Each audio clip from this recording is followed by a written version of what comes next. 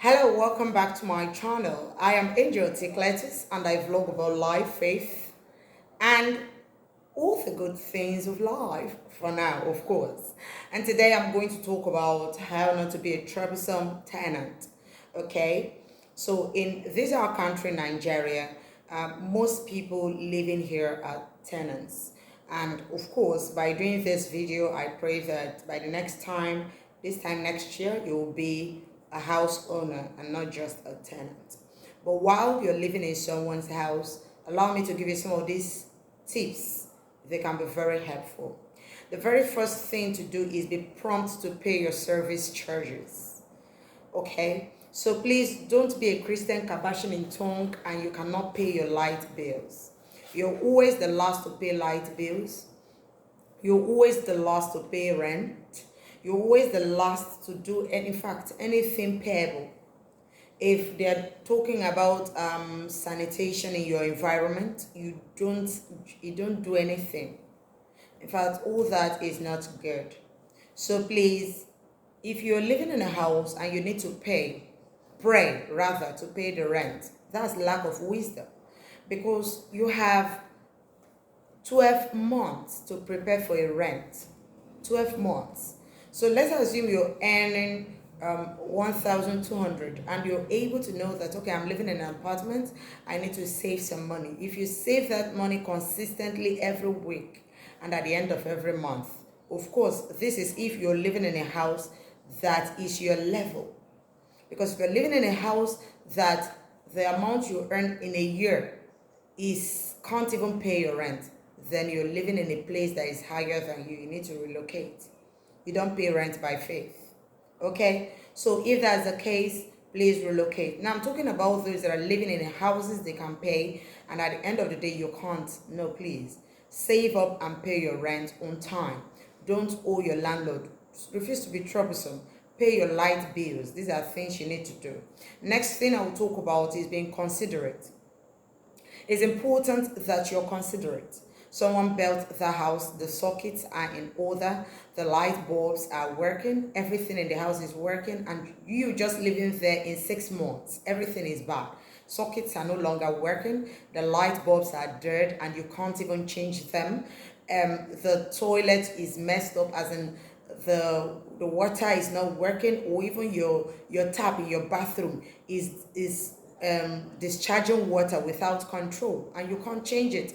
Your kitchen sink is messed up, everything is messed up, even the tiles, the color of the house is changing just because you live there. In a year the paint color is back to black.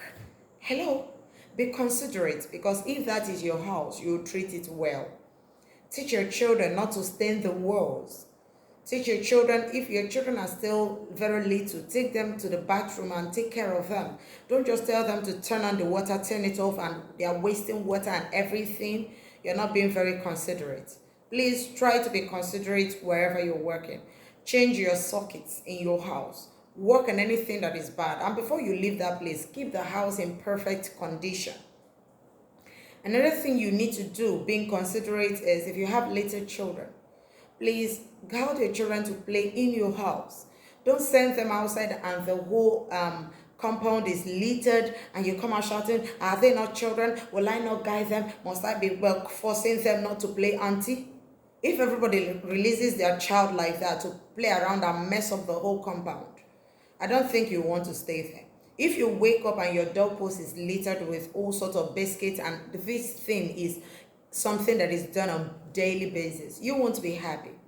So please teach your children and stop giving excuses with not training your children to be, she is wicked, she doesn't like children. No, she likes children. Guide your children. And don't allow your children to be shut. Oh, let me even go to the next point. Don't be nosy. Okay, don't be nosy. I know of a particular woman who, of course, lives in a flat. From her flat, she can tell what's happening in another person's flat. Sometimes when people are talking in their own flat, you go all quiet just to hear what they are saying. Hell, that's not good. You're your own flat. You know what another person is doing. You know when they are eating. You know what woman told me a story of how her neighbor is maltreating her house help. You will now call the house help. You feel the person is staying with is not taking care of her, and it is you. Stop being nosy. I know that there are some people who are very wicked who will maltreat the person they are with, but please do your best and remain within your boundaries. Do your best and remain within your boundaries. One woman came and told me, so person is taking care of somebody's child, and because he's taking care of that child, is maltreating the child. I say, if your own child does anything wrong, don't you hit the child? Why is it that because this man is correcting this person, he's now maltreating the person? So please try to be considerate and try to keep boundaries. Stop poke-nosing into things. You are the only person who knows how to take care of children, and the other person does not know. Now I'm not making excuses for people who maltreat children. Please, if you're staying with someone's child you can't take care of, this is a disclaimer. If you're staying with someone's child you can't take care of, please send them back home. Don't take someone's child and maltreat them, because just the same way you have your own children, and if you don't have, you're expecting to have children. That's how some people went through hell to birth those children. So please don't destroy their life. Another thing I will talk about, don't be a burden to your co-tenants. I mean, oh gosh. Some tenants can beg everything. There's a story of a man living very, very, very close to our compound, a neighbor that we have. He has a car, and his car battery is bad. Now, he will always come in the morning and ask for battery.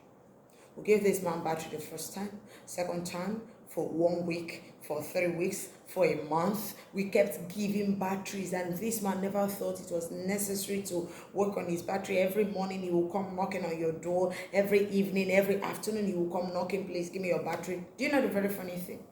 Now he was doing this until our battery died, car battery. The next time he came, we gave him the battery. Of course, the battery could not even start his own car again because he couldn't start ours. So whenever we want to go out, we have to push the car, push. Do you know the very day our battery got bad, this was the very same day this man bought his own car battery. Now we'll have to be struggling with pushing the car for it to start. When you go out and you want to buy something, you just be forming big man because you can't turn off the car. Turn it off, you need the whole community to help you push it before it comes on. I had to go through that suffering because of a neighbor who is just living without wisdom, looking for what you would say. Okay, a mentor of mine, my spiritual father, once teaching, he said some people go to the market going to buy something, and they will buy some things leaving the other because they expect to take it from their neighbor. You beg salt, you beg peg to hang your cloth, you beg paper, you beg salt, you beg red oil, you beg gari, you beg everything, you beg engine spanner for your generator, you beg plug, you beg even fuel, you beg everything. If you see the neighbor going, you become a burden to them. My children don't have anything. A neighbor met me and it's just her usual way. Let my little child carry your bag. She doesn't have food. I'll give money. This is a normal thing every day. Please try not to be a burden to the people living around you. That's very bad. Next thing, please greet your neighbors. Greet your neighbors. You are not too big to greet. I mean, what will greeting take from you? Say hello to them. Greet them. Greet them cheerfully, of course, not with a frown, but with a smile. Say your greetings and answer greetings clearly. Someone should not be, They are not the Holy Spirit to know that you answered. Answer very well so that the person greeting you understands that you answered. The next one, please, but prompt to carry out your responsibilities. If you stay in a compound where they pump water, once it is your turn, don't wait for someone to come and start knocking, crying, begging for you to contribute your money or do what you need to do to make sure that the water in the compound is being pumped. Don't wait for them to call you. Don't wait for them to call you to come and clean your environment or to even trash your waste bin. Some persons who stay in a compound be eating, dumping. The dustbin will now be smelling, becomes an air pollutant in the whole compound. Please try to trash your waste. Very important. And be very prompt about it because it will pollute the air in the compound. The next thing I will talk about is mind your parking slots. If you know where you used to park your car, please try to park your car. Don't try to use your car to block anybody or try to control people with your parking slots. Park where you're supposed to park. And if you know that you're parking in a place where you need to unpark to allow your neighbor go out, please be considerate enough to do that early so you don't waste their time. Remember, they have a timetable and they have the way they want their life to be run or their day. Don't be a hindrance to that, please. It's lack of wisdom to owe rent. I've said that again and I won't talk about it.